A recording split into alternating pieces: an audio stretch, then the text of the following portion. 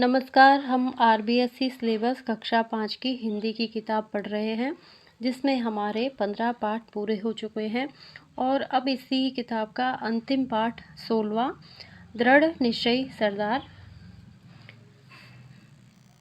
सरदार और लौह पुरुष के नाम से प्रसिद्ध वल्लभ भाई का नाम बड़ी श्रद्धा और आदर के साथ समूचे देश में लिया जाता है। उनका जन्म 31 अक्टूबर 1875 ईस्वी को एक कृषक परिवार में गुजरात के बोरसद तालुके के करमसद ग्राम में श्री झवेर भाई के घर हुआ था। इनके पिता श्री झवेर स्वतंत्रता संग्राम के एक वीर सैनिक थे। स्वाभिमान और देशभक्ति इन्हें अपने पिता से विरासत में मिली। 1913 ईस्वी में उन्होंने बैरिस्टरी पास की। 1920 ईस्वी में वे असहयोग आंदोलन में कूद पड़े और फिर देश की राजनीति पर लौह पुरुष बनकर छाए रहे। 15 दिसंबर 1950 ईस्वी को वे महाप्रयाण कर गए। उनका संपूर्ण जीवन वैसे तो प्रेरक प्रसंगों से भरा पड़ा है, लेकिन हम यहाँ उनके जीवन का एक प्रसंग ही बताने का प्रयास करेंगे। स्वतंत्रता प्राप्ति के बाद सरदार पटेल स्वतंत्र भारत के प्रथम गृह मंत्री बने। उन्होंने सर्वप्रथम देशी रियासत को भारत में मिलाया और भारत को सबल बनाया। यह एक बड़ा कठिन और दूरदर्शिता का काम था। वे देश को संगठित और शक्तिशाली देखना चाहते थे। वे स्वाभिमानी व्यक्ति थे। उन्हें देश के स्वाभिमान का सदा ध्यान रहता था। एक बार सोमनाथ मंदिर गए। सूर्यास्त का समय था। समुद्र का दृश्य बड़ा ही मनोहारी था।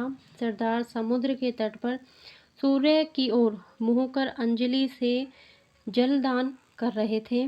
तीनों बार जल चढ़ाते समय उनका ध्यान समुद्र में प्रतिबिंबित होने वाले सोमनाथ के भग्न मंदिर की ओर था।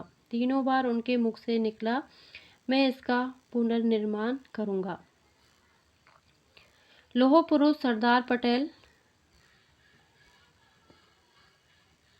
पटेल ने लाखों भारतीयों की भावनाओं का सम्मान करते हुए सोमनाथ का जीर्णोद्धार करवाया। सरकारी कोष से धन देकर उन्होंने सोमनाथ के मंदिर का पुनः निर्माण करवाया। उन्हीं के सक्रिय सहयोग से भारत का मान बिंदु सोमनाथ का प्रसिद्ध मंदिर आज गौरव से मस्तक उठाए स्वाभिमान की कहानी सुना रहा है। दुर्भाग्यवश मंदिर पूर्ण होते समय सरदार पटेल दिवंगत हो गए। तब तत्कालीन राष्ट्रपति डॉक्टर राजेंद्र प्रसाद जी ने सोमनाथ के मंदिर का उद्घाटन किया। यह सच है कि आत्म सम्मान एवं राष्ट्रीय स्वाभिमान के लिए मर मिटना ही दिव्य जीवन है।